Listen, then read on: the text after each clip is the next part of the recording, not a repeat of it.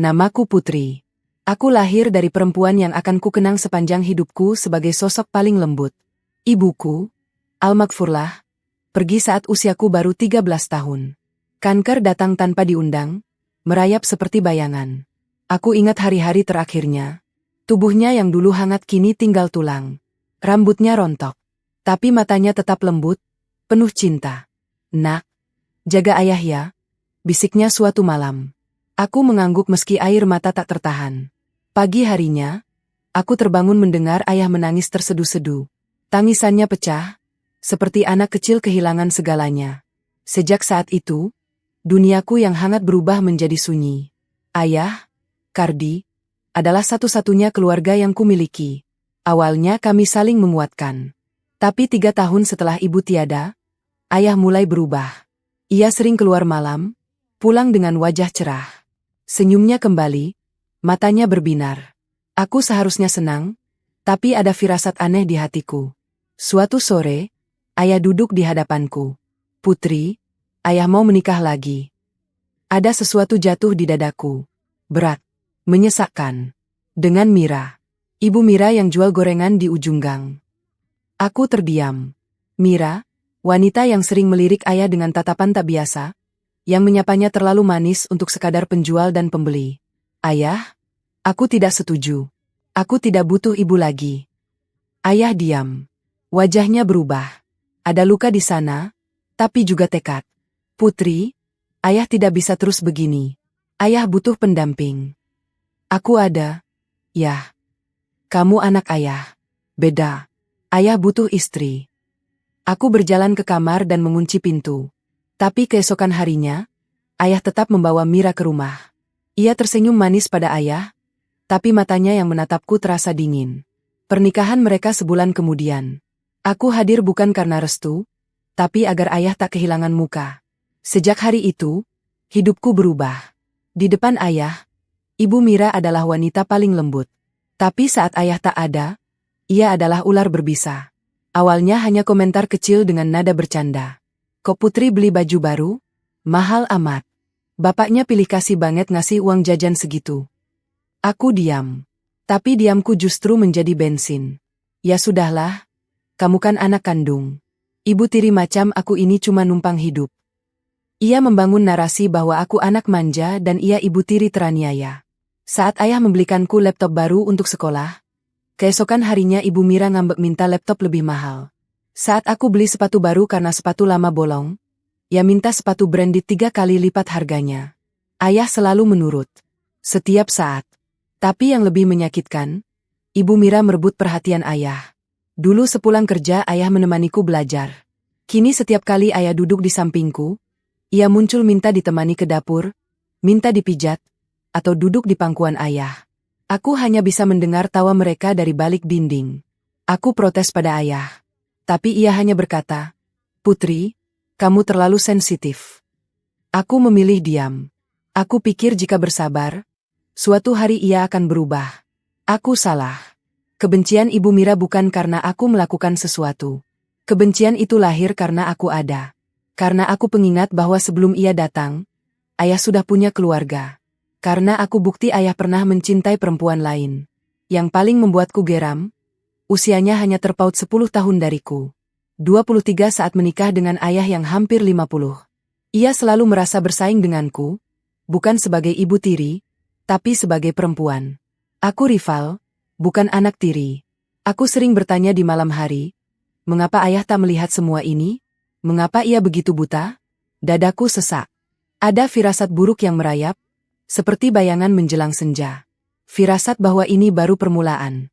Dan badai sesungguhnya belum datang. Usia SMP dan SMA kulewati seperti bayangan di rumah sendiri.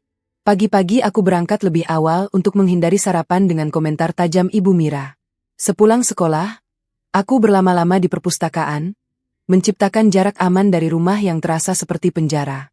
Tapi di balik semua itu, tumbuh tekad. Aku belajar sungguh-sungguh, bukan untuk nilai, tapi untuk masa depan.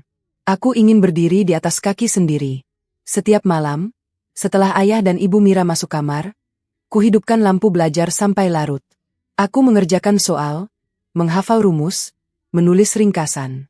Aku tidak punya guru les, tapi aku punya mimpi. Aku mencari informasi beasiswa. Aku tak ingin bergantung, tak ingin memberi amunisi baru pada Ibu Mira. Maka ketika pengumuman keluar dan namaku tercantum sebagai penerima beasiswa Universitas Negeri, aku menangis. Lega. Untuk pertama kalinya, langit tak selamanya kelabu. Yah, kataku, berusaha menenangkan detak jantungku yang berdebar kencang. Aku diterima di Universitas Brawijaya, jurusan manajemen, dengan beasiswa penuh. Ayah menurunkan kacamatanya. Ia menatapku sejenak, lalu matanya berbinar. Benar, Putri. Ia berdiri dan meraih amplop itu, membacanya dengan saksama. Beasiswa penuh? Kamu hebat, Nak. Aku tersenyum. Untuk sesaat, aku melihat kembali ayah yang dulu. Ayah yang bangga melihat prestasiku. Ayah yang selalu mengatakan bahwa aku bisa jadi apapun yang aku inginkan. Ia memelukku erat. Dan untuk pertama kalinya setelah bertahun-tahun, aku merasa rumah ini hangat lagi. Tapi kehangatan itu hanya bertahan sebentar. Diterima di mana? Suara Ibu Mira tiba-tiba menyelinap dari balik pintu dapur. Ia muncul dengan celemek masih terikat di pinggang, tapi matanya yang menyorot amplop di tangan ayah, tidak ramah. Universitas Brawijaya, Bu. Jawabku datar. Beasiswa penuh. Ibu Mira tersenyum. Tapi aku kenal senyum itu. Senyum yang tidak pernah sampai ke matanya. Wah, hebat dong Putri, katanya dengan nada yang sedikit terlalu tinggi. Terus nanti tinggal di mana? Kos? Kan mahal. Belum lagi biaya hidup di kota besar. Beasiswanya termasuk biaya hidup, Bu. Dan aku sudah menghitung semuanya. Ibu Mira mengerjap. Untuk sesaat, ia kehilangan kata-kata. Aku bisa melihat bagaimana ia berusaha mencari celah, mencari sesuatu yang bisa ia jadikan senjata. Tapi untuk kali ini, aku sudah siap. Aku sudah mempersiapkan segalanya lebih dulu. Ayah yang masih memelukku dari samping berkata, Nak, ayah bangga. Ayah akan bantu. Tidak usah, ya? Potongku cepat. Aku menatap ayah, lalu sekilas melirik Ibu Mira yang sedang memasang telinga. Beasiswaku cukup. Aku tidak ingin merepotkan. Ayah terlihat hendak protes, tapi Ibu Mira lebih cepat. Ya sudah kalau begitu, katanya dengan senyum lega yang nyaris tidak disembunyikan. Putri kan anak mandiri. Pasti bisa. Aku tidak menjawab. Aku hanya tersenyum tipis dan berjalan menuju kamarku. Di dalam kamar, aku duduk di tepi tempat tidur. Di pangkuanku, amplop surat penerimaan beasiswa itu terasa hangat. Aku menatapnya lama, lalu mataku beralih ke jendela yang menghadap ke gang kecil di belakang rumah. Di sana, aku bisa melihat langit sore yang berwarna jingga. Langit yang sama yang dulu sering kulihat bersama ibu saat kami duduk di teras belakang, bercerita tentang banyak hal. Ibu, bisikku pelan, aku akan keluar dari sini. Aku akan buat ibu bangga. Tidak ada jawaban. Tapi angin sore yang masuk lewat celah jendela terasa seperti elusan lembut di rambutku. Dan untuk pertama kalinya setelah bertahun-tahun, aku merasakan sesuatu yang sudah lama hilang dari hidupku. Harapan. Aku tidak tahu apa yang akan terjadi di kota baru nanti. Aku tidak tahu apakah aku akan berhasil atau gagal. Tapi aku tahu satu hal. Aku tidak akan lagi menjadi putri yang diam di sudut rumah, membiarkan Ibu Mira melempar kata-kata tajam tanpa bisa membalas. Aku akan pergi. Aku akan mandiri. Dan suatu hari nanti, aku akan kembali, bukan sebagai anak tiri yang teraniaya, tapi sebagai perempuan yang berhasil membangun hidupnya sendiri. Aku memeluk amplop itu erat-erat, merasakan kertasnya yang sedikit kusut karena genggamanku yang terlalu kuat. Di luar, aku mendengar suara Ibu Mira tertawa mendengar sesuatu yang diucapkan ayah di televisi. Aku memejamkan mata. Bersabarlah, Putri. Waktumu akan datang. Hari pertama di kota baru terasa seperti menghirup oksigen setelah sekian lama menahan napas di dalam air. Malang, kota yang dingin dengan udara pegunungan yang menyelimuti setiap sudutnya, terasa seperti pelukan yang tidak pernah kuminta tapi sangat kubutuhkan. Aku berdiri di gerbang universitas dengan satu koper besar dan tas ransel yang berisi semua yang kumiliki. Tidak banyak, tapi cukup. Cukup untuk memulai hidup baru. Kampus ini besar. Jauh lebih besar dari yang kubayangkan. Pohon-pohon rindang berjajar di sepanjang jalan setapak. Mahasiswa berlalu lalang dengan senyum dan tawa yang terasa asing di telingaku. Aku terbiasa dengan suasana rumah yang sunyi atau riuh hanya karena suara televisi dan komentar Ibu Mira. Suasana kampus yang hidup ini seperti dunia yang sama sekali baru. Aku memilih jurusan manajemen. Bukan karena aku punya passion besar di bidang itu, tapi karena aku tahu, lulusan manajemen punya peluang kerja yang luas. Aku tidak punya kemewahan untuk mengejar passion tanpa memikirkan masa depan. Aku harus realistis. Aku harus memastikan bahwa setelah lulus, aku bisa berdiri di atas kakiku sendiri tanpa harus kembali ke rumah itu. Hari-hari pertama di kampus aku lewati dengan mengamati dari kejauhan. Aku belum punya teman, dan itu tidak masalah. Aku sudah terbiasa sendirian. Tapi lambat laun, ada beberapa mahasiswa yang mulai mendekat, mengajakku makan siang bersama, bertanya tentang asalku, tentang mengapa aku memilih jurusan ini. Aku menjawab seperlunya. Aku belum siap bercerita banyak tentang rumah. Dan di tengah masa orientasi yang melelahkan itu, aku bertemu dengan dia.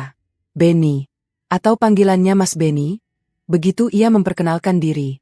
Kami bertemu di acara orientasi fakultas, saat panitia membagi kami ke dalam kelompok-kelompok kecil untuk diskusi. Mas Benny adalah kakak tingkat, mahasiswa tahun akhir di Fakultas Ekonomi yang ditugaskan sebagai pendamping kelompokku. Pertama kali aku melihatnya, yang kusadari bukan ketampanannya, tapi suaranya. Ada sesuatu yang menenangkan dari cara ia berbicara. Tidak terburu-buru, tidak keras, tapi tegas. Ia tinggi, berkacamata dengan bingkai tipis yang membuatnya terlihat dewasa, dan senyum itu membuatku merasa aman. Perasaan yang sudah lama tidak kurasakan sejak ibu pergi. Kamu Putri, ya? Katanya saat kami pertama kali berbicara. Ia tersenyum sambil melihat daftar nama di tangannya. Dari kota sebelah. Beasiswa penuh. Aku tersenyum kecil. Terima kasih, Mas. Ikut senang. Tapi siap-siap ya, kuliah di sini berat.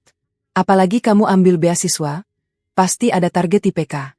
Jangan sampai kecolongan di awal. Aku mengangguk. Aku sudah siap untuk berat. Tidak ada yang lebih berat dari tinggal di rumah yang sama dengan Ibu Mira. Tapi aku tidak mengatakan itu. Selama masa orientasi, Mas Benny menjadi semacam pemandu tak resmi bagi kelompokku. Ia menjelaskan gedung-gedung, menunjukkan lokasi perpustakaan terbaik, memberitahu kantin mana yang murah dan enak, bahkan sesekali mengajak kami makan bersama. Ia tidak pernah memandang kami dengan jarak. Ia berbicara dengan kami seperti teman, bukan senior yang sok kuasa. Tapi ada yang membuatku terus memperhatikan Mas Benny. Bukan hanya kebaikannya, tapi caranya mendengarkan. Suatu sore, setelah sesi orientasi selesai, aku duduk sendirian di taman kampus. Aku sedang membaca buku, bukan buku pelajaran, tapi novel usang yang kubawa dari rumah, satu-satunya barang yang masih mengingatkanku pada ibu. Aku tidak menyadari Mas Benny mendekat sampai ia duduk di sampingku. Sendirian? Tanyanya. Aku mengangkat wajah. Iya, Mas. Lagi santai. Ia menunjuk buku di tanganku. Novel bagus itu. Saya juga pernah baca. Kami lalu mengobrol. Bukan tentang kuliah, bukan tentang tugas, tapi tentang buku, tentang hujan yang sering turun di Malang, tentang makanan favorit. Dan entah bagaimana, tanpa kusadari, aku mulai bercerita. Tidak semuanya, tapi cukup. Aku bercerita tentang ibu yang meninggal saat aku SMP. Tentang ayah yang kemudian menikah lagi. Tentang Ibu Mira yang usianya hanya 10 tahun lebih tua dariku. Tentang bagaimana rasanya tinggal di rumah yang terasa seperti medan perang setiap hari. Mas Benny tidak menyela. Ia tidak memberi nasihat yang tidak diminta. Ia hanya mendengarkan. Matanya menatapku dengan serius, dan sekali-sekali ia mengangguk kecil, seolah mengatakan bahwa ia mendengar, bahwa ia ada di sini. Setelah aku selesai bicara, ada jeda panjang. Aku hampir menyesal telah terlalu banyak bicara. Tapi kemudian Mas Benny berkata, "Kamu kuat, Putri. Sudah bertahan sejauh ini." Air mataku hampir jatuh. Karena sejak ibu meninggal, tidak ada yang pernah mengatakan aku kuat. Ayah selalu mengatakan aku sensitif, atau terlalu banyak pikiran. Ibu Mira selalu mengatakan aku manja, atau cari perhatian. Tapi Mas Benny, orang yang baru kukenal beberapa hari, mengatakan aku kuat. Aku tidak membalas. Aku hanya menunduk, berusaha menahan bulir-bulir air yang mulai menggenang di sudut mataku. Mas Benny tidak memaksaku bicara. Ia hanya duduk di sampingku, menatap langit sore yang mulai berubah jingga, dan berkata pelan, "Kamu bisa menghubungi saya kalau butuh teman bicara. Saya tahu rasanya sendirian di kota baru." Aku mengangguk. Aku tidak tahu apakah aku akan benar-benar menghubunginya. Tapi pada malam itu, saat aku berbaring di kamar kos yang sunyi dan dingin, aku tersenyum sendiri. Untuk pertama kalinya dalam waktu yang lama, aku merasa bahwa mungkin, aku tidak sendirian. 2 tahun berlalu. Mas Benny menjadi bagian dari keseharianku. Bukan sebagai kekasih pada awalnya, kami lebih dulu menjadi teman. Ia menemani aku mencari buku di perpustakaan, mengajakku mencoba warung-warung baru di sekitar kampus, dan selalu ada saat aku butuh tempat berkeluh kesah. Aku yang awalnya kaku dan sulit percaya pada orang perlahan-lahan mulai membuka diri. Mas Benny membuktikan bahwa tidak semua orang akan pergi. Tidak semua orang akan mengkhianati kepercayaan. Ia sabar. Ia konsisten, dan ia tidak pernah memaksaku menjadi seseorang yang bukan aku. Sampai suatu malam, di depan gerbang kampus setelah hujan deras, ia menggenggam tanganku dan berkata, "Putri, aku ingin jadi orang yang selalu ada buat kamu. Bukan cuma sebagai teman." Aku menatapnya lama. Aku takut. Aku takut terbuka pada seseorang lagi. Tapi matanya jujur. Tangannya hangat. "Kamu yakin?" tanyaku. Suaraku bergetar. Aku bukan orang yang mudah. Keluargaku. Aku tidak peduli keluarganya. Potongnya. Aku peduli kamu. Kamu yang aku lihat. Kamu yang aku kenal selama 2 tahun ini. Dan kamu luar biasa, Putri. Aku menangis. Bukan karena sedih, tapi karena untuk pertama kalinya dalam hidupku, seseorang memilihku. Bukan karena aku anak Kardi, bukan karena aku punya warisan, bukan karena aku mudah diatur. Tapi karena aku Putri. Aku yang rapuh tapi bertahan. Aku yang terluka tapi masih percaya pada kebaikan. Aku menggenggam balik tangannya. "Baik. Tapi janji, Mas. Jangan pernah bohong sama aku." "Janji," katanya. Aku percaya. Dan untuk beberapa tahun ke depan, aku benar-benar percaya. 4 tahun setelah kami resmi berpacaran, aku lulus kuliah dengan predikat cum laude. Aku ingat saat itu ayah datang ke wisuda, sendirian. Ibu Mira tidak ikut. Katanya ada acara arisan yang tidak bisa ditinggalkan. Aku tahu itu alasan. Tapi aku tidak peduli. Aku sudah terbiasa. Aku langsung mendapat pekerjaan di sebuah perusahaan swasta di Malang. Gaji pertamaku tidak besar, tapi cukup untuk menyewa kamar kos yang lebih layak dan hidup mandiri. Aku memutuskan untuk tidak kembali ke rumah ayah. Aku ingin membangun hidupku sendiri. Mas Benny saat itu sudah lulus setahun lebih dulu dan bekerja di perusahaan di kota yang sama. Kami berdua sama-sama sibuk, tapi tetap menyempatkan waktu untuk bertemu setiap akhir pekan. Hubungan kami berjalan stabil. Ia masih sama seperti dulu, sabar, perhatian, dan selalu mendukung setiap langkahku. Setahun kemudian, setelah aku merasa cukup mapan, aku sudah mendapat promosi, gajiku naik, dan aku mulai memiliki tabungan. Mas Benny melamarku. "Ayo kita lamaran, Put," katanya sambil menggenggam tanganku erat. "Aku sudah siap. Kamu sudah siap. Sudah waktunya." Aku tersenyum. Aku setuju. Aku sudah cukup mandiri. Aku sudah punya tabungan sendiri. Aku bahkan sudah mulai mencari-cari rumah kecil yang bisa aku beli dengan cicilan yang terjangkau. Aku tidak perlu takut pada ancaman Ibu Mira atau siapapun. Tapi sebelum lamaran, aku harus membawa Mas Benny ke rumah. Sudah lama aku tidak pulang, hampir 2 tahun. Aku hanya berkomunikasi dengan ayah lewat telepon. Dan setiap kali ayah bertanya kapan aku pulang, aku selalu menjawab, "Nanti." Yah, masih sibuk. Kali ini, aku tidak punya alasan untuk menunda. Perjalanan pulang terasa berat. Kereta yang kutumpangi seolah melaju terlalu cepat. Di luar jendela, pemandangan berganti dari pegunungan hijau menjadi perkotaan yang padat, lalu akhirnya memasuki daerah pinggiran yang sudah familiar. Setiap stasiun yang dilewati mengingatkanku pada masa-masa sulit yang dulu kutinggalkan. Mas Benny yang duduk di sampingku meraih tanganku. "Kamu gugup?" Aku mengangguk jujur. "Agak." "Tenang. Aku di sini." Aku tersenyum tipis. Aku berharap itu cukup. Sesampainya di rumah, ayah sudah menunggu di depan pintu. Ia tampak lebih tua dari yang kuingat. Rambutnya semakin memutih, langkahnya tidak secepat dulu. Tapi matanya berbinar saat melihatku turun dari taksi. Uri. Ia berlari, secepat yang ia bisa, dan memelukku erat. Ayah kangen banget sama kamu. Kamu jarang pulang. Aku membalas pelukannya. Aku menangis diam-diam. Ada banyak luka yang belum sembuh antara aku dan ayah. Tapi saat ini, aku hanya ingin merasakan bahwa aku masih punya ayah. Maaf, ya. Aku sibuk kerja. Tidak apa-apa. Yang penting kamu di sini sekarang. Ayah melepaskan pelukannya dan menatap Mas Benny yang berdiri di sampingku. Ini dia calon suami kamu.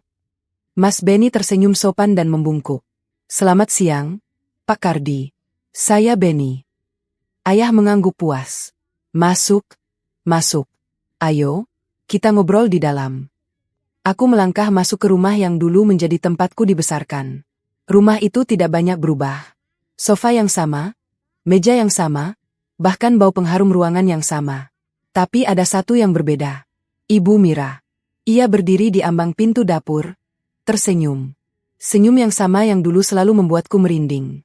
Wah, Putri pulang, katanya dengan nada manis yang sudah kukenal. Dan ini pasti Mas Benny, calon suaminya. Dengar-dengar ganteng katanya. Beneran ternyata. Ia melangkah mendekat. Terlalu dekat. Tangannya meraih lengan Mas Benny dan menggenggamnya sebentar. Lebih lama dari yang seharusnya untuk sekadar bersalaman. Mas Benny. Ya? Saya Mira.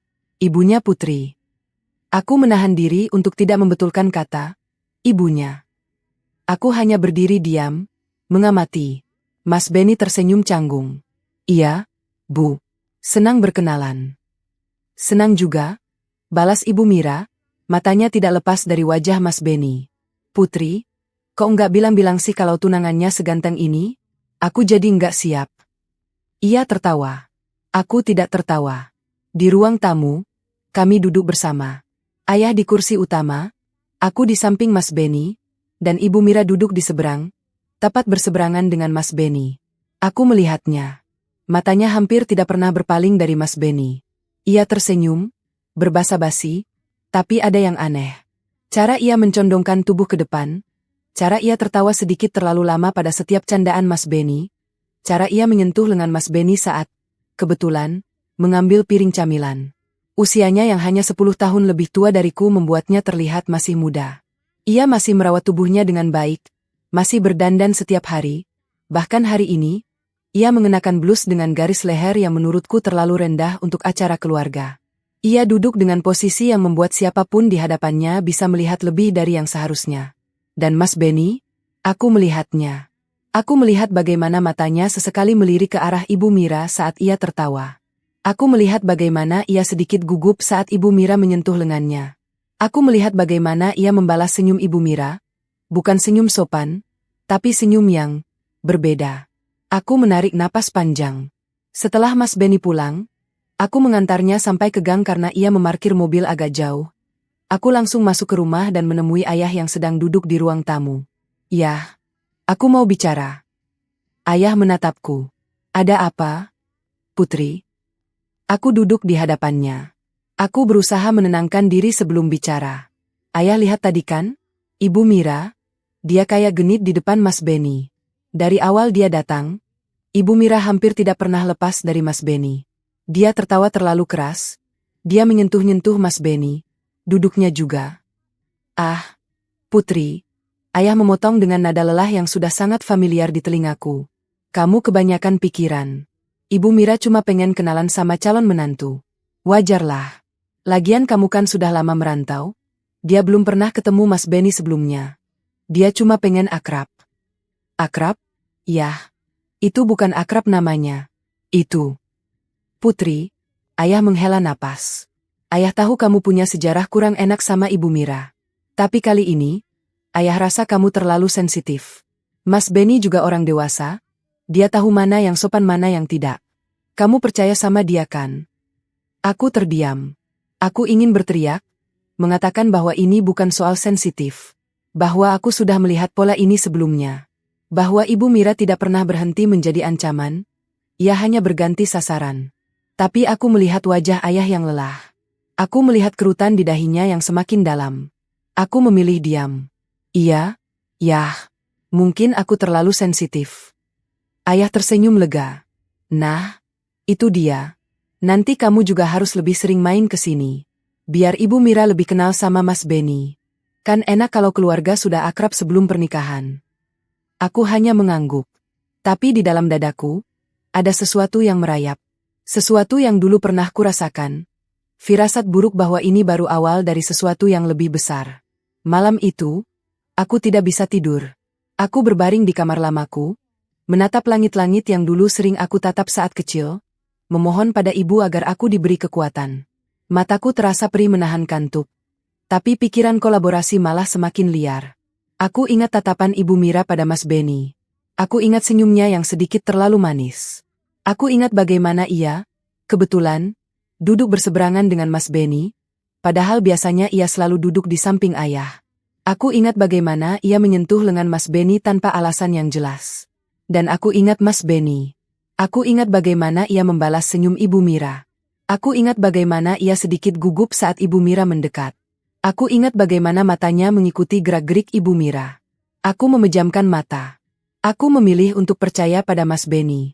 Aku memilih untuk percaya bahwa semua ini hanya kecurigaanku yang berlebihan. Aku memilih untuk percaya bahwa setelah semua yang kami lalui bersama, ia tidak akan mengkhianatiku. Tapi di sudut hatiku yang paling dalam, ada suara kecil yang berbisik. Waspadalah, Putri. Kamu sudah melihat ini sebelumnya. Dan kamu tahu bagaimana akhirnya. Aku menggigit bibir. Aku memilih untuk membungkam suara itu. Aku salah. Aku sangat salah. Lamaran kami dilangsungkan 2 bulan kemudian. Aku dan Mas Benny sudah sepakat bahwa kami siap secara finansial dan mental. Aku bahkan sudah membeli rumah kecil di kota tempatku bekerja. Hasil tabungan bertahun-tahun dan cicilan yang kukelola dengan hati-hati. Rumah itu bukan istana. Hanya rumah sederhana dengan 2 kamar tidur dan halaman kecil di belakang. Tapi itu milikku. Dibeli dengan uang hasil jerih payahku sendiri. Tanpa bantuan ayah, tanpa campur tangan Ibu Mira. Itu adalah pencapaian yang tidak pernah bisa diambil oleh siapapun dariku. Hari lamaran berlangsung di rumah ayah. Keluarga Mas Benny datang dari kota lain, membawa rombongan yang cukup besar. Aku sengaja memilih gaun sederhana berwarna krem. Tidak mencolok, tapi rapi. Aku tidak ingin memberi Ibu Mira amunisi untuk berkomentar tentang apapun. Semua berjalan lancar. Keluarga Mas Benny tampak ramah. Ibunya sering tersenyum padaku. Ayahnya bicara dengan ayahku tentang rencana pernikahan. Tapi mataku tetap tertuju pada satu sosok. Ibu Mira. Ia mondar-mandir membawa minuman dan camilan.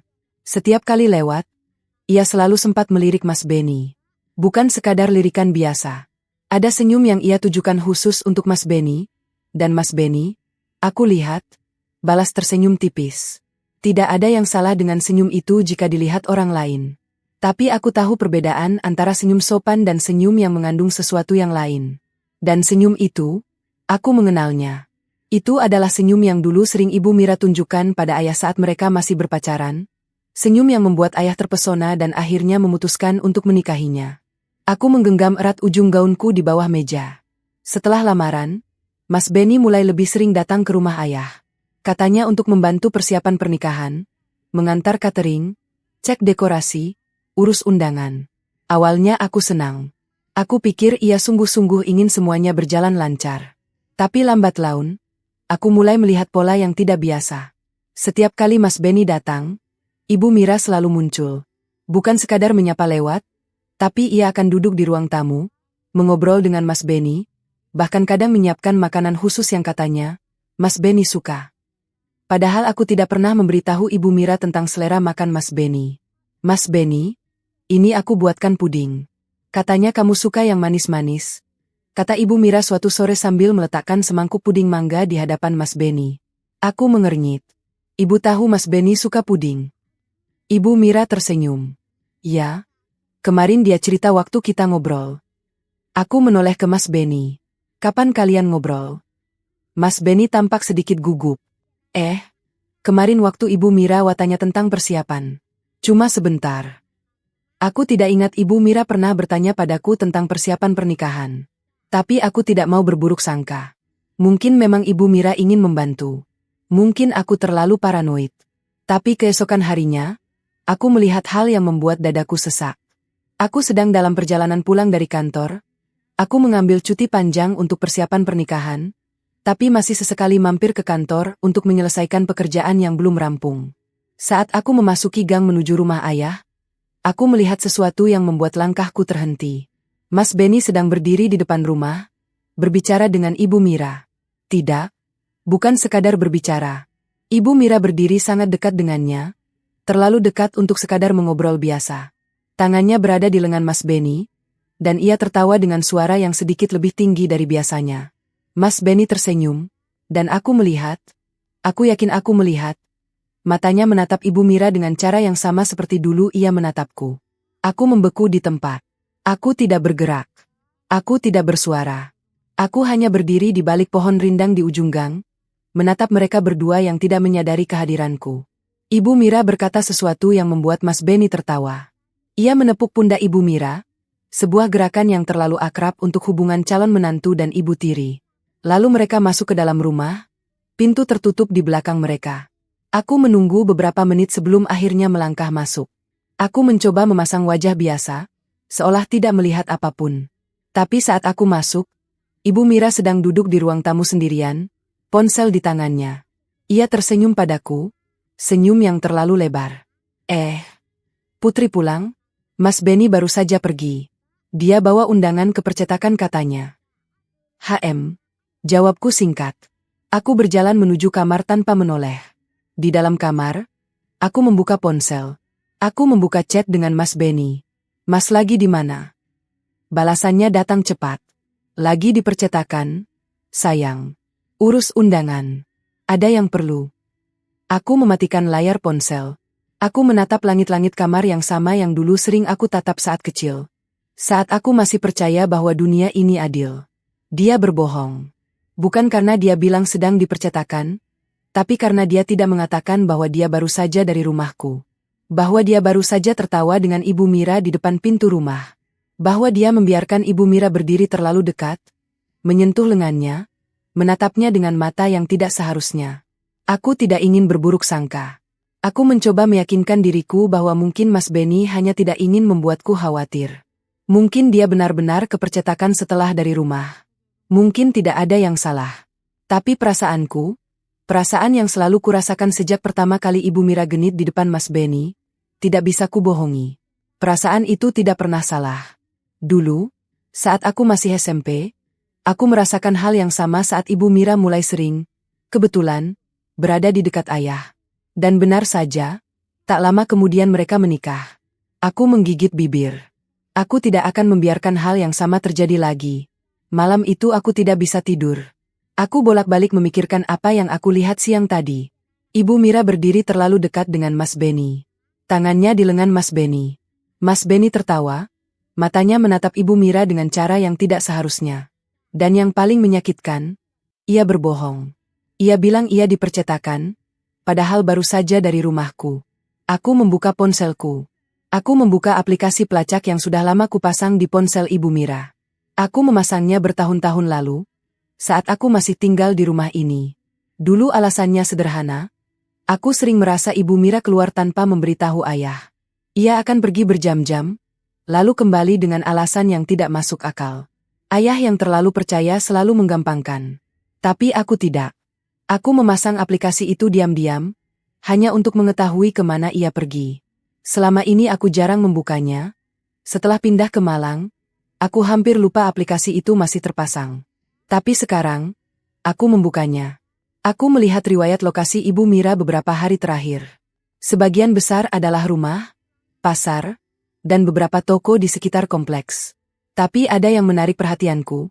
3 kali dalam 2 minggu terakhir, Ibu Mira pergi ke sebuah kafe di pinggiran kota. Bukan kafe biasa, kafe yang cukup jauh dari rumah, tempat yang tidak mungkin ia kunjungi sendirian.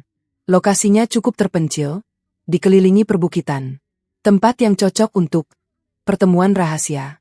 Aku membuka chat dengan Mas Benny. Aku menggulir chat kami beberapa hari terakhir.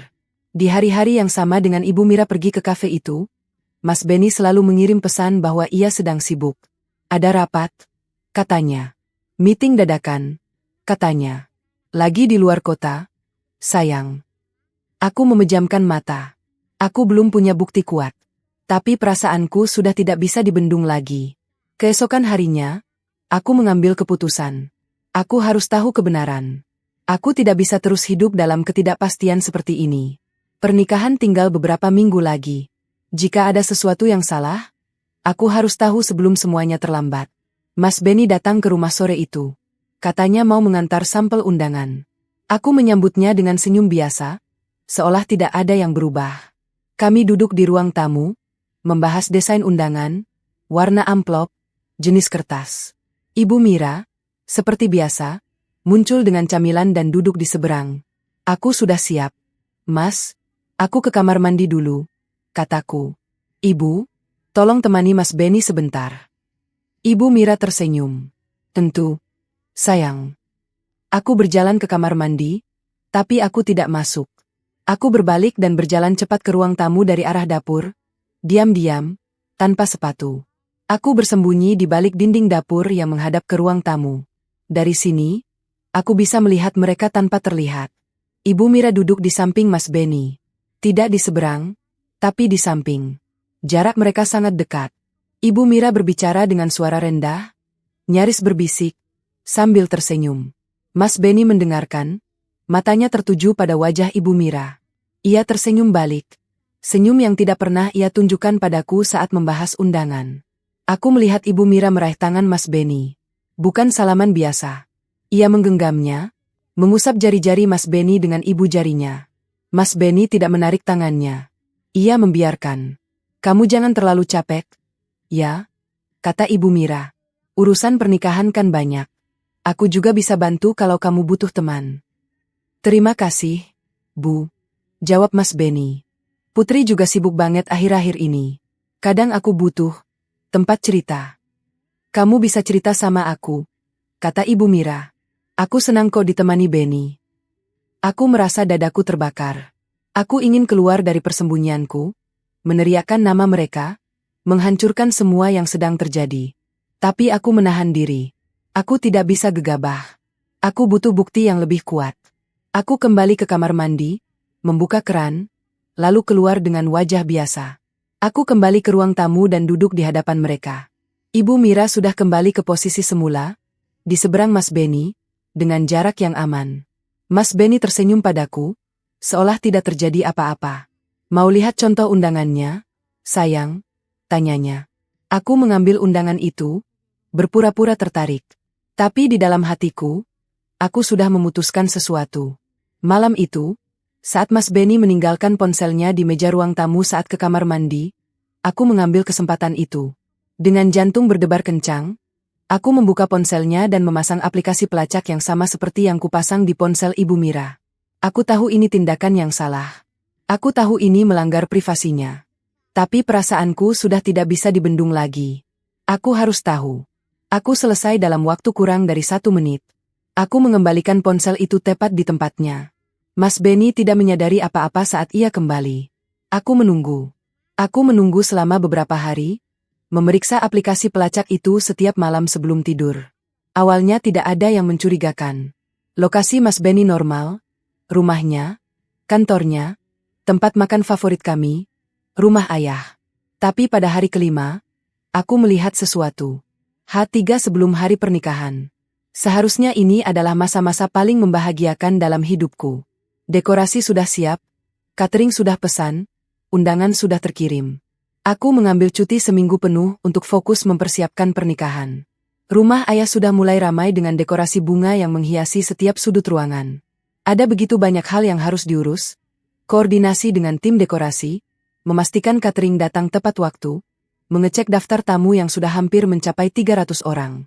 Semua orang tersenyum padaku, semua orang mengucapkan selamat, semua orang mengatakan bahwa ini adalah saat-saat terindah dalam hidup seorang perempuan. Tapi aku malah sibuk dengan hal yang sama sekali tidak seharusnya menjadi perhatian seorang calon pengantin. Sejak pagi, aku mencoba menghubungi Mas Benny. Aku sudah mengirim pesan sejak pukul 8, menanyakan apakah ia sudah berangkat ke tempat dekorasi untuk mengecek persiapan terakhir. Tapi tidak ada jawaban. Pesan WhatsApp-nya hanya 1 centang. 1 centang. Itu berarti pesanku bahkan belum sampai ke ponselnya, atau ponselnya dalam keadaan mati. Aku mencoba menelepon. Sekali, 2 kali, 3 kali. Hanya nada sibuk yang terus berulang, diakhiri dengan suara operator yang mengatakan bahwa nomor yang dihubungi tidak dapat diakses. Aneh. Ini H3 pernikahan. Seharusnya ia sibuk bersamaku mempersiapkan segalanya. Kami sudah janjian untuk bersama-sama mengecek tempat resepsi hari ini. Aku sudah menunggu sejak pukul 9 pagi, duduk di ruang tamu dengan daftar persiapan yang masih harus diselesaikan. Aku turun ke dapur untuk mencari secangkir kopi. Di sana, hanya ada pembantu rumah tangga yang sedang membersihkan peralatan sarapan. Tante, Ibu Mira sudah bangun? Tanyaku. Sudah, Non. Tadi pagi ibu sarapan terus pergi. Katanya ada urusan di luar kota. Aku mengernyit. Keluar kota? Ada acara apa? Tidak bilang, Non. Aku kembali ke ruang tamu. Ada sesuatu yang mengganjal di hatiku. Mas Benny tidak bisa dihubungi. Ibu Mira juga pergi keluar kota tanpa memberitahu siapapun. Aku mencoba menghubungi Ibu Mira, bukan karena aku peduli, tapi karena aku ingin tahu apakah ada hubungan antara ketidakberadaan mereka berdua. Nomor Ibu Mira juga tidak aktif. Aku duduk di sofa, mencoba menenangkan diri. Mungkin ini hanya kebetulan. Mungkin Mas Benny sedang rapat mendadak. Mungkin Ibu Mira memang ada urusan keluarga di luar kota. Mungkin aku terlalu paranoid. Tapi perasaanku tidak pernah salah.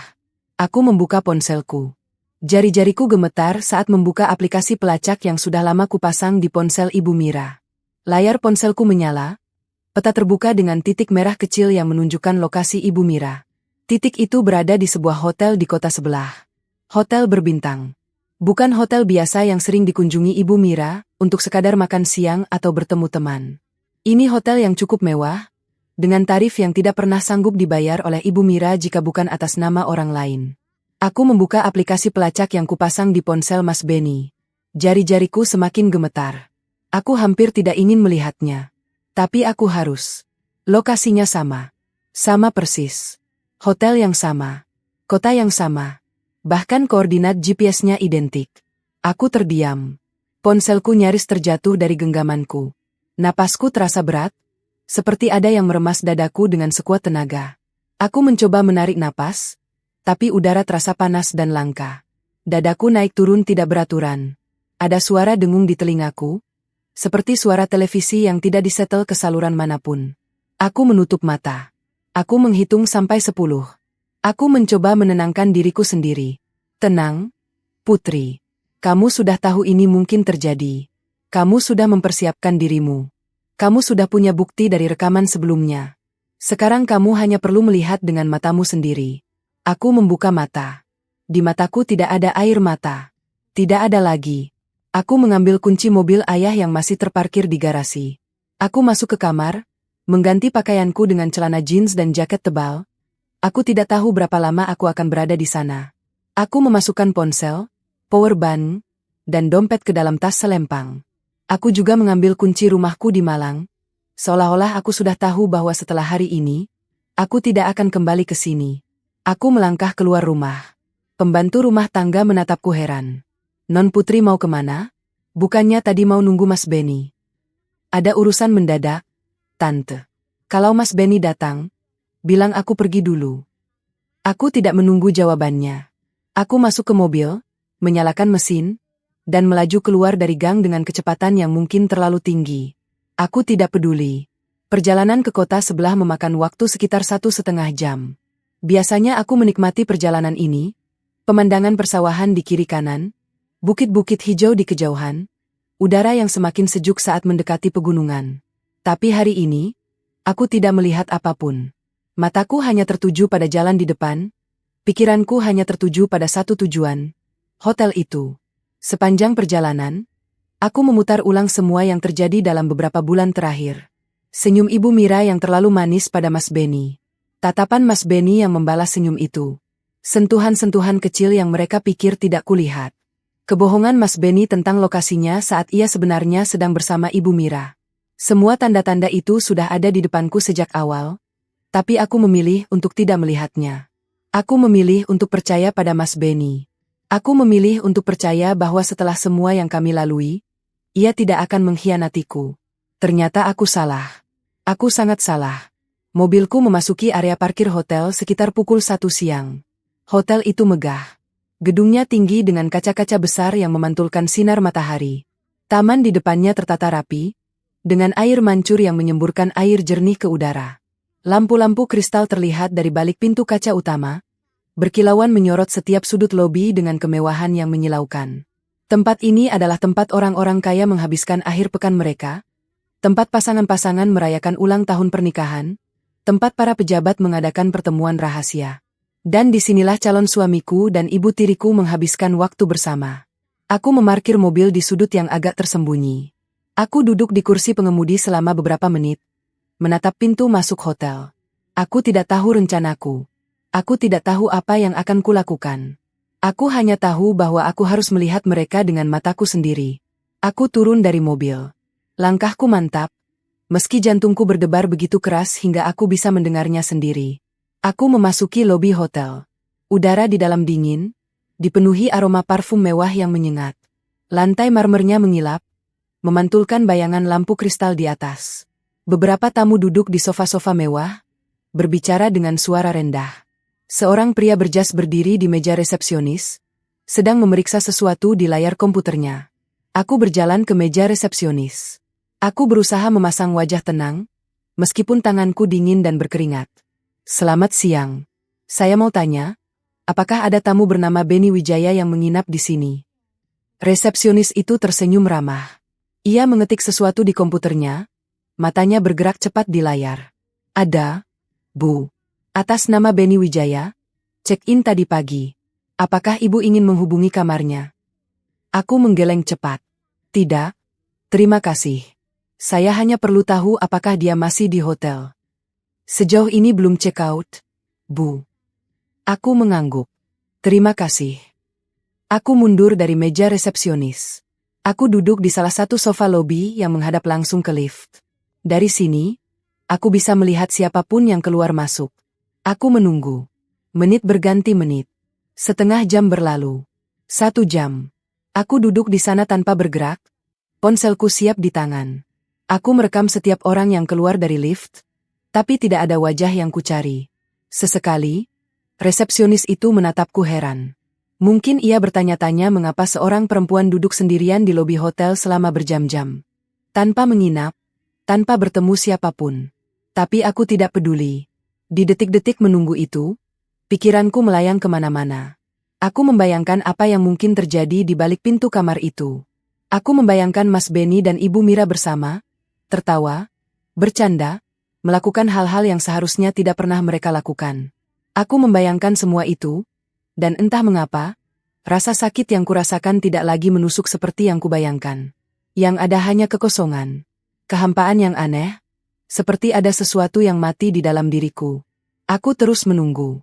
Hampir 2 jam aku duduk di sofa itu. 2 jam yang terasa seperti 2 tahun. Beberapa kali aku melihat pasangan-pasangan keluar dari lift, bergandengan tangan, tersenyum bahagia. Ada yang sudah tua, ada yang masih muda, ada yang membawa koper kecil, ada yang hanya membawa tas tangan. Semua tampak bahagia. Semua tampak tidak menyadari bahwa di sudut lobi ini, ada seorang perempuan yang dunianya sedang runtuh. Dan akhirnya, lift berbunyi. Pintunya terbuka. Mas Benny keluar pertama.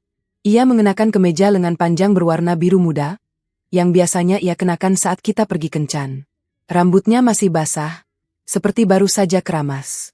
Wajahnya segar, tersenyum. Ia menatap ke arah pintu keluar, tidak melihat ke kiri atau ke kanan.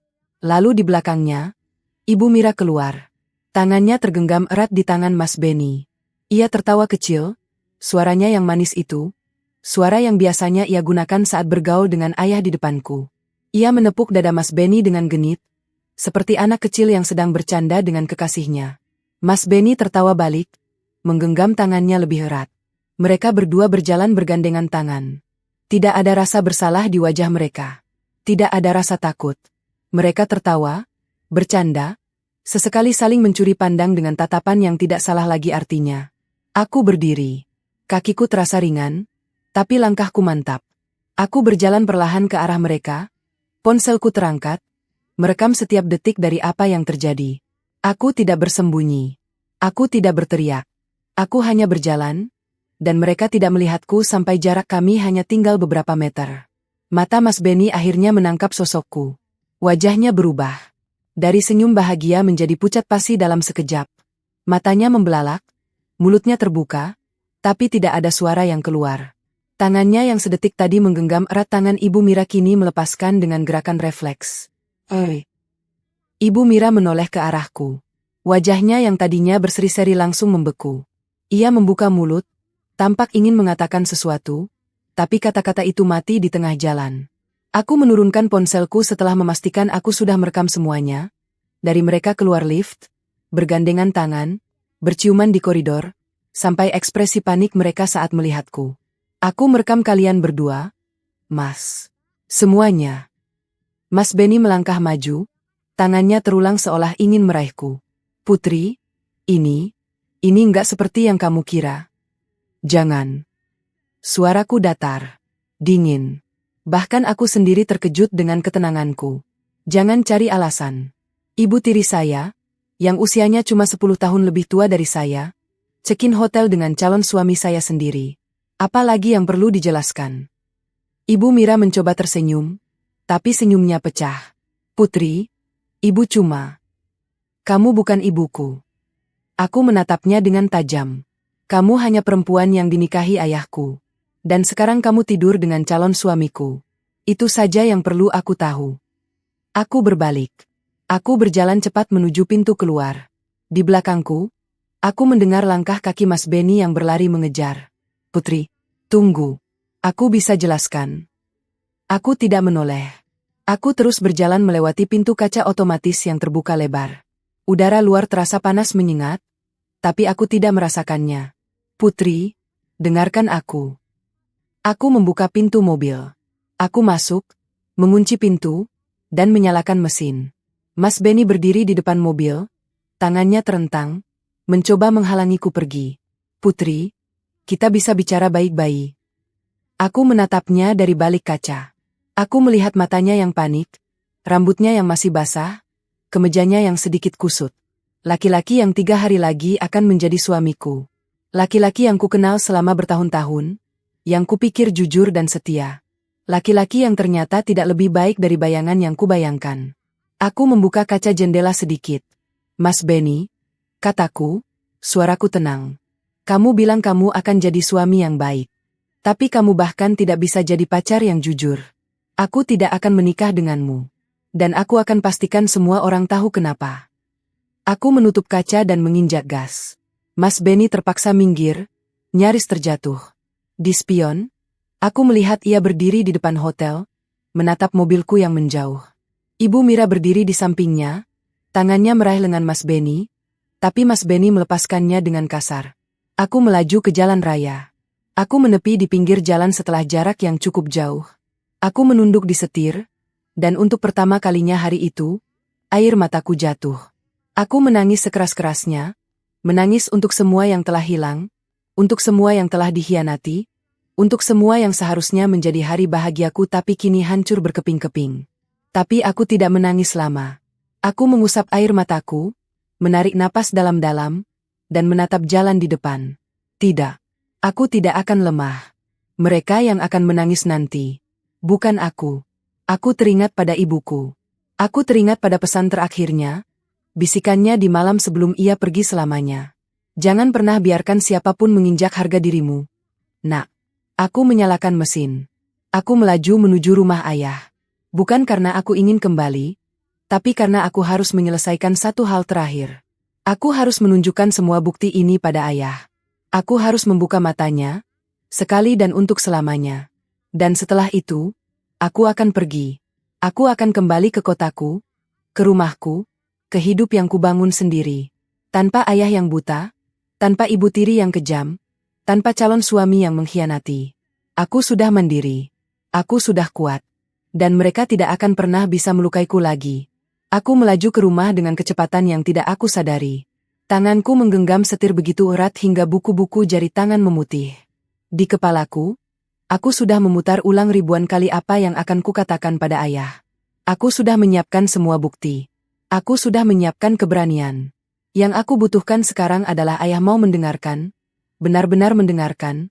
Untuk pertama kalinya dalam hidupnya, mobilku memasuki gang rumah sekitar pukul 4 sore. Rumah tampak sunyi. Tidak ada mobil ayah di garasi, mungkin ia masih di kantor. Aku masuk ke rumah dengan langkah tegap, membawa tas selempang yang berisi ponsel dengan rekaman video yang baru saja aku buat. Di ruang tamu, hanya ada pembantu rumah tangga yang sedang menyapu. Aku tidak menyapa. Aku hanya berjalan ke kamarku dan duduk di tepi tempat tidur. Aku harus menunggu ayah pulang. Aku harus menceritakan semuanya padanya. Dan kali ini, aku tidak akan membiarkan ia menggampangkan. Sekitar pukul 5:30, aku mendengar suara mobil masuk ke garasi. Aku berjalan ke ruang tamu. Ayah masuk dengan wajah lelah seperti biasa, menggantungkan jaketnya di belakang pintu. "Putri, kau di sini? Bukannya tadi kamu mau ke tempat resepsi sama Mas Benny?" "Ya, aku perlu bicara." Ayah menatapku. Mungkin ia melihat ada yang berbeda dari wajahku, karena senyumnya perlahan memudar. "Ada apa, Nak?" "Duduk dulu." "Yah." Ayah duduk di sofa. Aku duduk di hadapannya. Aku membuka ponselku, mencari rekaman video yang baru saja aku buat. Aku menekan tombol putar, lalu menyerahkan ponsel itu pada ayah. Ayah mengambil ponselku dengan ragu. Matanya menatap layar. Aku melihat wajahnya berubah. Dari bingung menjadi terkejut, dari terkejut menjadi tidak percaya, dari tidak percaya menjadi marah. Tangannya gemetar memegang ponselku. Aku melihat urat di lehernya menegang, dadanya naik turun dengan cepat. Ini Mira?" Suaranya parau. "Benar? Yah, istri ayah. Dan Mas Benny, calon suamiku. Hari ini, H3 pernikahan. Mereka berdua di hotel." Ayah tidak menjawab. Ia hanya menatap layar ponsel, menonton ulang rekaman itu seolah-olah dengan melihatnya berulang kali, kebenaran itu akan berubah menjadi mimpi buruk yang bisa ia bangunkan. Tapi rekaman itu terus berputar. Mas Benny dan Ibu Mira keluar dari lift, bergandengan tangan, tertawa, berciuman di koridor. Tidak ada yang bisa mengubahnya. Aku melihat air mata mulai menggenang di sudut mata ayah. Ia meletakkan ponselku di atas meja dengan tangan yang masih gemetar. "Mira, bagaimana bisa?" gumamnya. "Yah, aku sudah bilang dari dulu. Dari pertama kali aku membawa Mas Benny ke rumah, aku sudah bilang ada yang aneh. Tapi ayah selalu bilang aku terlalu sensitif. Ayah selalu bilang Ibu Mira cuma pengen akrab. Ayah selalu bilang aku kebanyakan pikiran." Ayah menunduk. Tangannya menutup wajah. Aku mendengar isak tangisnya. Isak tangis yang sama seperti dulu saat ia kehilangan ibu. Tapi kali ini, aku tidak bisa merasa iba. Karena air mata ini lahir dari kebutaan yang ia pilih sendiri.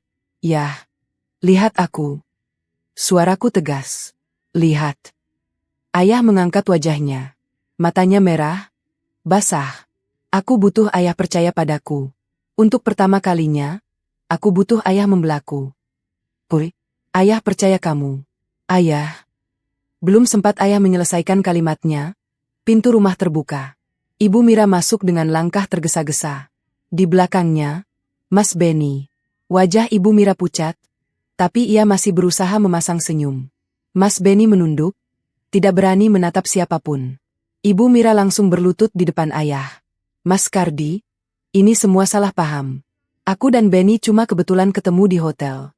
Aku ada urusan sama teman, Benny juga ada urusan." "Diam," bentak ayah dengan suara yang membuat seluruh ruangan bergema. Aku sendiri terkejut. Aku belum pernah mendengar ayah membentak seperti itu sepanjang hidupku. Ibu Mira terdiam.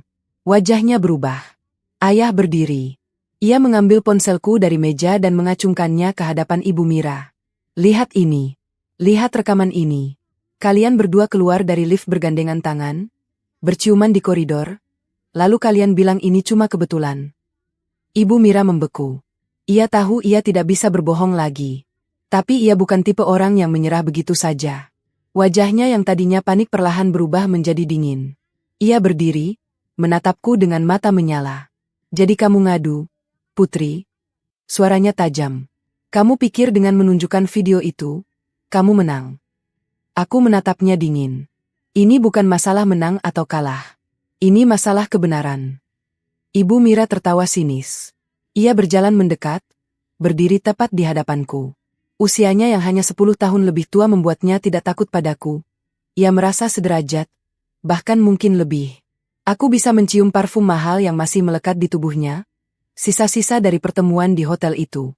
Dengar, Putri, bisiknya, cukup keras untuk didengar ayah dan Mas Benny. Kalau sampai pernikahan ini batal gara-gara kamu bakal aku usir dari rumah ini. Dan jangan mimpi dapat warisan dari bapakmu. Aku akan pastikan semua harta ini jadi milikku. Kamu tidak akan punya apa-apa. Aku tersenyum. Bukan senyum bahagia. Bukan senyum takut. Senyum yang membuat Ibu Mira mengerutkan kening bingung. Mira? Aku memanggilnya dengan nama, tanpa, Ibu. Kamu lupa satu hal. Aku bukan lagi anak SMA yang bergantung pada uang jajan ayah. Aku sudah kerja. Aku sudah punya rumah sendiri. Aku punya tabungan. Aku tidak butuh warisan ayah. Dan kamu tidak bisa mengusirku dari rumah yang aku sendiri tidak lagi tinggali. Mira terdiam. Ia tidak menyangka akan mendapat jawaban seperti itu. Aku menatap ayah. Mataku berkaca-kaca, tapi aku berusaha tegar. Yah, ini bukan soal aku lagi. Ini soal apakah ayah masih punya harga diri atau tidak. Selama bertahun-tahun ayah membiarkan Ibu Mira berbuat seenaknya. Ayah membiarkannya merendahkanku, mengancamku, dan sekarang, tidur dengan calon suamiku sendiri. Kapan ayah akan berhenti menjadi pengecut? Ayah terhenyak mendengar kata itu. Pengecut. Aku tahu itu menyakitkan. Tapi itu jujur. Ayah berdiri. Ia menatap Mira, lalu menatapku, lalu menatap rekaman video yang masih terbuka di ponselnya. Aku melihat pergulatan batin di wajahnya. Tapi kali ini, ada sesuatu yang berbeda. Ada tekad yang tidak pernah kulihat sebelumnya. Mira, suara ayah rendah, tapi tegas. Kamu keluar dari rumah ini. Sekarang. Mira tersentak. Apa? Mas Kardi? Kamu gila? Aku istrimu. Tidak lama lagi. Ayah mengambil ponselnya sendiri. Aku akan minta cerai. Dan dengan bukti perselingkuhan ini, kamu tidak akan mendapat apa-apa. Mira panik total. Ia berbalik menatap Mas Benny yang dari tadi diam di sudut ruangan. Benny, kamu bilang sesuatu. Kamu bilang kalau ini semua salah paham. Mas Benny mengangkat wajahnya. Matanya merah, entah karena menahan tangis atau karena malu. Ia menatapku sebentar, lalu menunduk lagi. Maaf, bisiknya. Hanya itu. Mira menjerit frustrasi. Ia menoleh ke arahku, matanya penuh kebencian.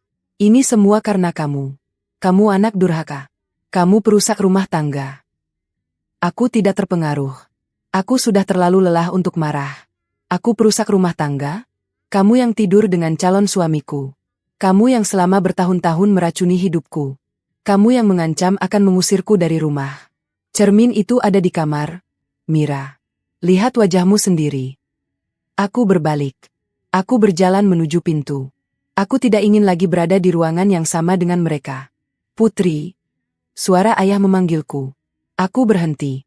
Aku tidak menoleh. Putri, jangan pergi. Ayah. Ayah minta maaf. Maaf ayah tidak cukup. Yah. Aku butuh ayah bertindak. Dan itu hanya bisa ayah lakukan tanpa aku di sini. Aku melangkah keluar. Di belakangku, aku mendengar suara Mira yang masih berteriak, suara ayah yang membentaknya, dan di antara semua itu, aku mendengar isak tangis Mas Benny yang terdengar seperti lolongan serigala terluka. Aku naik ke mobil ayah yang masih terparkir di garasi. Untuk malam ini, aku hanya ingin pergi. Aku melaju meninggalkan rumah itu. Di spion, aku melihat rumah yang dulu menjadi tempatku dibesarkan, tempat ibu meninggalkan senyum terakhirnya, tempat ayah memilih untuk mempercayai perempuan lain daripada anak kandungnya sendiri. Rumah itu mengecil di spion, lalu menghilang di tikungan. Aku menepi di pinggir jalan. Aku menunduk di setir.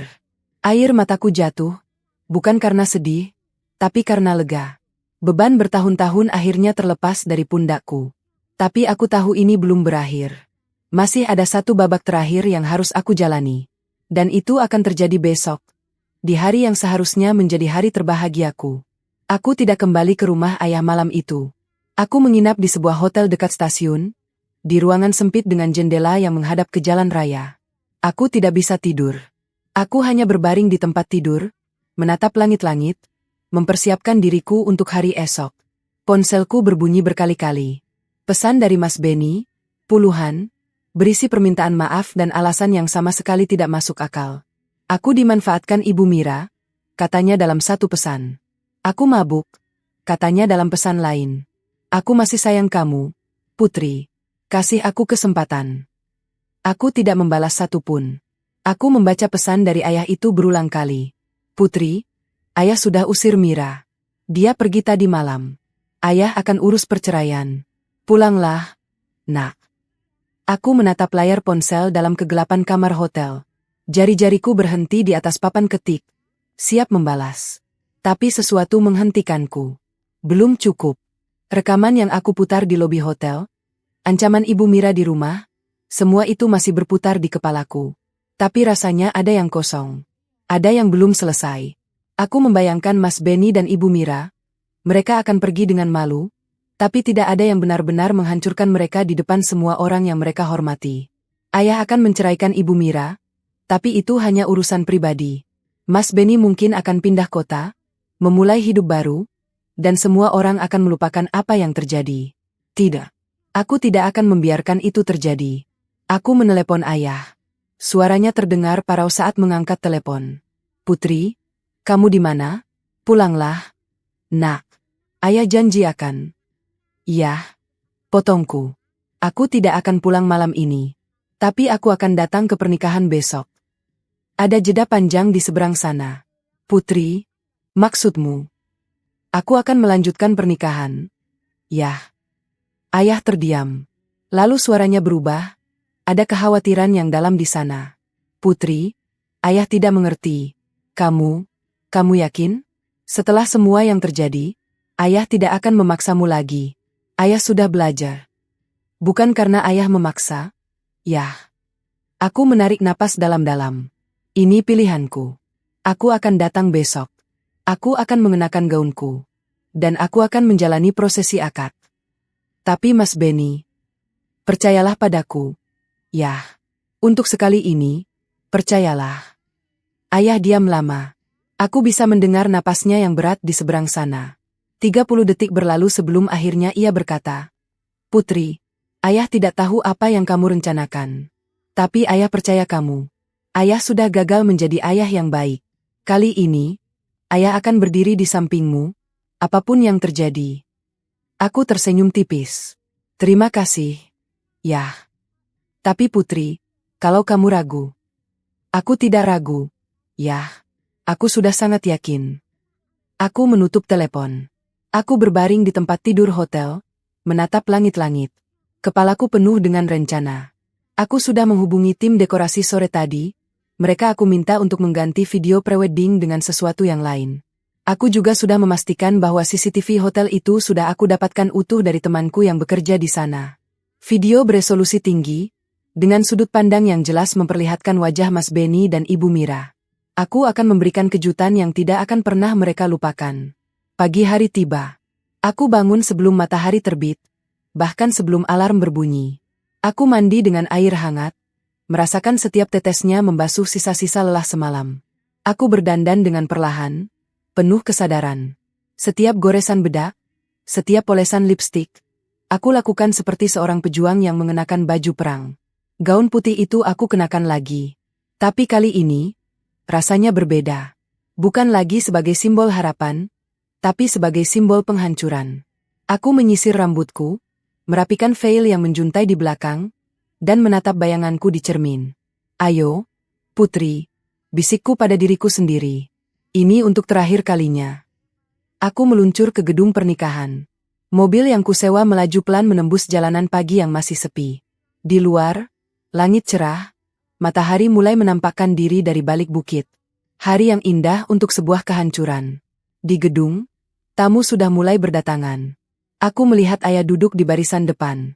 Wajahnya masih pucat, matanya sembab, tapi ada tekad yang tidak biasa di sana. Ia menatapku saat aku masuk, dan aku melihat ia menggenggam erat sandaran kursi di depannya, seperti menahan diri untuk tidak berlari menghampiriku. Aku melihat keluarga Mas Benny di sisi lain. Mereka masih tersenyum, masih berbincang santai, belum tahu apa yang akan terjadi. Ibu Mas Benny tersenyum ramah padaku saat kami berpapasan. Aku membalas dengan senyum yang sama ramahnya. Aku melihat Mas Benny berdiri di dekat pelaminan. Ia mengenakan setelan jas putih, rambutnya ditata rapi. Matanya mencari-cari ke arah pintu masuk. Saat ia melihatku, wajahnya berseri. Ia menghela napas lega karena aku datang, lega karena aku masih mengenakan gaun ini, lega karena ia pikir semuanya baik-baik saja. Ia berjalan mendekat, meraih tanganku. Putri, aku pikir kamu tidak akan datang. Aku pikir kamu. Aku tidak menarik tanganku. Aku membiarkannya menggenggam, membiarkannya berpura-pura bahwa semuanya normal. Aku datang, Mas. Seperti yang aku janjikan. Matanya berbinar. Aku janji akan jadi suami yang baik. Aku akan. Cukup, potongku lembut. Kita bicarakan nanti. Sekarang, jalani dulu acaranya. Ia mengangguk, tersenyum lebar. Ia benar-benar percaya bahwa aku telah memaafkannya. Ia benar-benar percaya bahwa aku akan menikahinya setelah semua yang terjadi. Aku membiarkannya percaya itu. Prosesi akad akan segera dimulai. Tapi sebelum itu, ada sesi pemutaran video prewedding. Tradisi yang kami rencanakan sejak awal untuk menghibur tamu sebelum acara inti.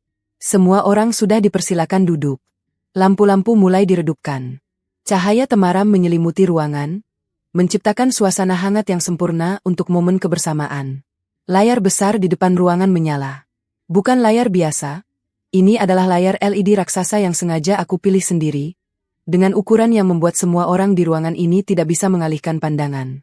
Tron itu menjulang tinggi, siap menampilkan apapun yang aku putar dengan kejelasan sempurna. Di sampingku, Mas Benny tersenyum. Tangannya masih menggenggam tanganku erat. Aku tidak menggenggam balik. Layar mulai menampilkan video. Aku melihat Mas Benny tersenyum di layar, diambil beberapa minggu lalu di pantai. Aku melihat wajahku di sampingnya, tertawa, bahagia. Itu adalah aku yang dulu, yang masih percaya pada cinta, yang masih percaya bahwa pria di sampingku adalah pria yang jujur dan setia. Di detik ke-9, gambarnya berubah. Tidak ada lagi pantai. Tidak ada lagi senyum manis. Tidak ada lagi lagu romantis yang mengiringi. Yang muncul adalah gambar lobi hotel. Tanggal dan waktu tertera di sudut layar dengan font besar yang tak bisa diabaikan. H3 pernikahan. Ruangan mulai berbisik. Beberapa orang mengernyit bingung. Aku mendengar suara-suara kecil bertanya satu sama lain. Itu hotel? Kok bukan videonya Putri? Aku melihat Mas Benny menoleh ke layar, dan dalam sekejap, wajahnya berubah pucat. Ia tahu. Ia tahu apa yang akan terjadi selanjutnya. Mas Benny dan Mira keluar dari lift. Bergandengan tangan. Tertawa. Mas Benny menggenggam erat tangan Ibu Mira, mencium keningnya, lalu mereka berciuman di koridor sebelum masuk ke kamar. Rekaman itu berjalan jelas, tanpa sensor, tanpa potongan. Wajah mereka terlihat dengan sempurna di layar raksasa itu. Tidak ada ruang untuk menyangkal, tidak ada ruang untuk berkata bahwa itu adalah orang lain. Ruangan itu sunyi. Sunyi yang mencekik. Sunyi yang bisa kudengar debaran jantungku sendiri. Aku mendengar desahan dari sana-sini. Aku melihat kepala-kepala mulai menoleh ke arah kursi yang seharusnya diduduki Ibu Mira. Tapi kursi itu kosong. Ia tidak datang. Mungkin terlalu malu, atau mungkin ayah sudah melarangnya. Tapi kehadirannya tidak diperlukan. Wajahnya di layar itu sudah cukup. Di barisan depan, ayah menunduk. Aku melihat bahunya bergetar. Tapi ia tidak bangkit. Ia tidak membatalkan. Ia membiarkan ini terjadi, karena aku sudah memintanya percaya. Keluarga Mas Benny berdiri. Wajah mereka merah padam karena malu, karena marah, karena tidak percaya. Ibunya Mas Benny berteriak, suaranya memecah keheningan yang mencekik itu. Benny, apa artinya ini? Mas Benny berdiri, tangannya gemetar hebat. Keringat mengalir di pelipisnya. Wajahnya yang tadi berseri-seri kini hancur berkeping-keping. Ia menoleh padaku, matanya penuh kepanikan. Bu, ini jebakan. Putri sengaja. Aku melepaskan tangannya yang masih menggenggamku. Perlahan. Dengan tenang. Aku berdiri. Sengaja membongkar perselingkuhan kalian. Aku angkat bicara. Suaraku tidak keras, tapi di ruangan yang sunyi ini, setiap kata bergema seperti petir. Aku menatap satu persatu tamu undangan. Ada sekitar 300 orang di ruangan ini. Keluarga, kerabat, rekan kerja, tetangga. Semua mata tertuju padaku. Semua telinga terbuka untukku. Maaf, Bapak Ibu sekalian. Aku menunduk sebentar, memberi hormat. Saya terpaksa melakukan ini di depan umum karena di rumah, suara saya tidak pernah didengar. Aku mengambil napas panjang. Di sudut ruangan, aku melihat beberapa kerabat ayah mulai menangis. Di sisi lain, saudara sepupuku menggenggam tangan ibunya, matanya terbelalak. Calon suami saya, Beni Wijaya, berselingkuh dengan ibu tiri saya sendiri, Mira, istri dari ayah kandung saya. Usia ibu tiri saya hanya 10 tahun lebih tua dari saya. Perselingkuhan ini terjadi berulang kali, bahkan sampai H3 pernikahan, seperti yang Bapak Ibu lihat sendiri di layar itu. Aku menunjuk ke layar raksasa yang masih membekukan gambar Mas Beni dan Ibu Mira berciuman di koridor. Saya punya bukti CCTV dari hotel. Saya punya bukti chat. Saya punya bukti pelacakan lokasi. Semua sudah saya siapkan. Bukan karena saya ingin balas dendam, tapi karena saya ingin kebenaran ini diketahui oleh semua orang yang saya hormati dan yang menghormati saya. Aku menoleh ke arah ayah. Air matanya sudah jatuh. Tangannya menutup mulut, menahan isak yang tidak bisa lagi ditahan. Tapi ia tidak menunduk. Ia menatapku, dan di mataku ada sesuatu yang belum pernah ia tunjukkan sebelumnya. Rasa hormat. Ketika saya coba melaporkan ini ke ayah saya di rumah, lanjutku, suaraku mulai bergetar tapi aku menahannya. Saya malah diancam akan diusir dari rumah dan tidak mendapat warisan jika pernikahan ini batal. Diancam oleh ibu tiri saya sendiri, di depan ayah saya, di depan calon suami saya yang selingkuh. Aku tersenyum pahit. Senyum yang sudah lama aku latih di depan cermin hotel semalam. Untungnya, saya sudah bekerja. Saya sudah mandiri. Saya punya rumah sendiri, yang saya beli dari hasil keringat saya sendiri. Saya punya tabungan. Saya punya hidup yang tidak bergantung pada siapapun. Saya tidak butuh warisan. Saya tidak butuh suami yang tidak setia. Saya tidak butuh keluarga yang tidak mau membela kebenaran. Aku melepas mahkota bunga di kepalaku. Aku letakkan di kursi yang tadi kududuki. Pernikahan ini batal. Dan saya, Putri Kardi, menyatakan bahwa saya tidak akan pernah menikah dengan laki-laki yang sanggup mengkhianati kepercayaan saya dengan ibu tiri saya sendiri. Aku berbalik. Ruangan bergemuruh. Teriakan, tangisan, suara kursi yang digeser dengan kasar.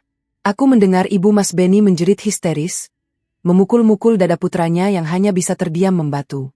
Aku mendengar beberapa kerabat dari pihak ayah menghampiri ayahku, mencoba menenangkannya.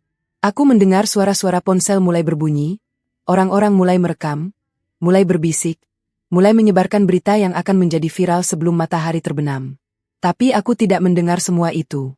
Yang aku dengar hanyalah suara langkah kakiku sendiri di atas lantai marmer, suara gaun putihku yang berkibar di belakangku seperti bendera kemenangan. Aku berjalan keluar dari gedung itu. Aku tidak berlari. Aku berjalan dengan kepala tegak, dengan punggung lurus, dengan hati yang, untuk pertama kalinya dalam bertahun-tahun, terasa sangat ringan. Di pintu keluar, aku mendengar suara Mas Beni berteriak dari kejauhan. Suaranya pecah antara marah dan putus asa. Putri, tunggu. Aku tidak menoleh. Aku tidak akan pernah menoleh lagi. Di luar, taksi yang sudah kupesan sejak pagi sudah menunggu. Sopirnya membukakan pintu untukku. Aku masuk, duduk di kursi belakang, dan untuk pertama kalinya hari itu, aku menghela napas panjang. Ke stasiun, Pak, kataku. Suaraku tenang. Bahkan aku sendiri terkejut dengan ketenanganku. Taksi melaju meninggalkan gedung itu. Di kaca spion, aku melihat kerumunan orang mulai berhamburan keluar. Beberapa masih menangis, beberapa sibuk dengan ponsel mereka. Aku melihat Mas Beni berdiri di tengah pintu, tubuhnya membeku seperti patung. Aku melihat ayah keluar beberapa saat kemudian, didampingi oleh pamanku. Wajahnya masih basah, tapi ia menatap ke arah taksi yang membawaku pergi, dan untuk sesaat, mataku bertemu dengan matanya. Aku tidak tahu apakah ia melihatku. Tapi aku tersenyum kecil. Di dalam taksi, aku membuka ponselku. Ada ratusan notifikasi, pesan, panggilan tak terjawab, mention di media sosial. Aku tidak membaca satupun. Aku hanya membuka chat dengan ayah. Ada satu pesan yang masuk beberapa menit lalu. Putri, ayah minta maaf. Ayah tidak pantas jadi ayahmu. Tapi ayah bangga. Ayah sangat bangga. Air mataku jatuh. Bukan karena sedih. Bukan karena marah. Tapi karena lega. Beban bertahun-tahun akhirnya terlepas dari pundakku. Dan untuk pertama kalinya, aku merasa bahwa ayah benar-benar melihatku. Aku mengetik balasan singkat. Ayah, aku sudah memaafkan ayah. Aku akan menghubungi ayah lagi nanti, setelah semuanya tenang. Aku mematikan ponselku. Aku menatap keluar jendela taksi, melihat gedung pernikahan itu perlahan menghilang di kejauhan, tertelan oleh hiruk-pikuk kota yang tidak pernah berhenti bergerak.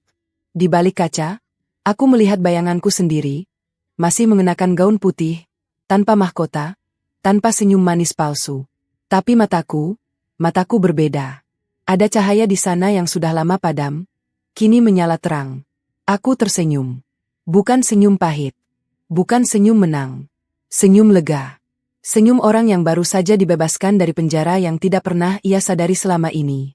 Hari ini, aku kehilangan seorang calon suami. Aku kehilangan seorang ibu tiri. Aku bahkan hampir kehilangan ayahku. Tapi aku mendapatkan kembali diriku sendiri. Dan itu lebih dari cukup. 3 bulan setelah hari pernikahan yang mengguncangkan hidupku, aku duduk di balkon apartemen kecilku di Malang. Langit sore berwarna jingga. Angin pegunungan berhembus lembut membawa aroma kopi dari cangkir di tanganku. Di pangkuanku, terbuka album foto lama yang sudah lusuh di pinggirannya. Peninggalan ibu yang selalu menemani setiap perpindahanku. Foto itu masih sama seperti yang kuingat. Ibu tersenyum dengan rambut panjangnya yang tergerai. Aku kecil di pangkuannya, tertawa lepas karena sesuatu yang bahkan tidak kuingat lagi. Tapi yang kuingat adalah rasa aman itu. Rasa bahwa tidak ada yang bisa melukai aku selama ibu ada. Selama bertahun-tahun setelah ibu pergi, aku lupa rasanya aman. Aku lupa rasanya pulang. Tapi sekarang, di balkon ini, dengan secangkir kopi yang mulai dingin dan album foto yang terbuka di pangkuanku, aku mulai merasakannya lagi. Kabar dari kota asalku datang sesekali, seperti angin yang membawa cerita dari tempat yang dulu kutinggalkan.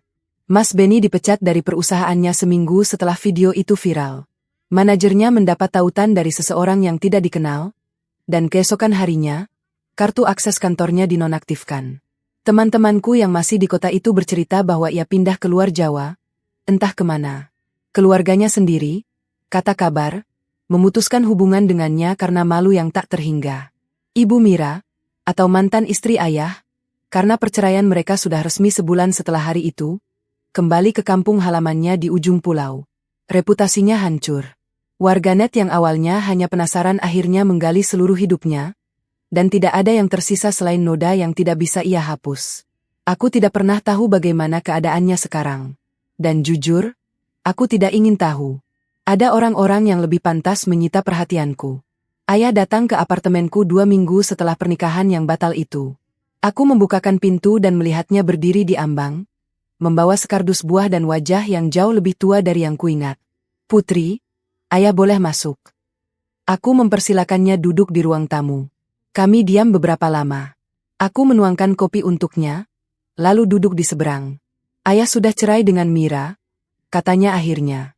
Suara rendah, seperti orang yang baru bangun dari mimpi buruk. Prosesnya cepat. Ayah punya bukti yang cukup. Aku mengangguk. Aku dengar. Putri, ia menunduk. Tangannya menggenggam erat cangkir kopi, seolah itu satu-satunya yang menahannya agar tidak hancur. Ayah minta maaf. Ayah tahu kata maaf tidak cukup. Tapi ayah tidak akan berhenti minta maaf sampai kamu benar-benar memaafkan ayah. Aku tidak menjawab saat itu. Tapi aku tidak menyuruhnya pergi. Kami menghabiskan sore itu dengan diam, kadang berbicara tentang hal-hal kecil, pekerjaanku, cuaca Malang yang dingin, kesehatan ayah. Tidak ada yang besar. Tidak ada yang memaksakan. Dan untuk pertama kalinya, aku merasa ayah benar-benar ada di sampingku, bukan di samping orang lain. Sekarang, ayah datang setiap 2 minggu sekali. Ia sudah pensiun lebih awal dan sering menghabiskan waktu di Malang. Kami berjalan-jalan di pagi hari, makan siang di warung langgananku, atau sekadar duduk diam di balkon sambil menikmati kopi. Ia tidak lagi menggampangkan. Ia mendengarkan. Dan aku perlahan belajar percaya lagi. Karirku di Malang berjalan baik. Aku mendapat promosi 3 bulan lalu, menjadi manajer di divisi pemasaran. Gajiku naik, tanggung jawabku bertambah, tapi aku menikmatinya. Aku juga mulai mengembangkan usaha kecil di samping, menjual kue kering pesanan online, sesuatu yang dulu sering kulakukan bersama ibu saat masih kecil. Awalnya hanya iseng, tapi sekarang pesanannya sudah mulai membludak. Aku membeli apartemen ini dengan uangku sendiri. Bukan warisan.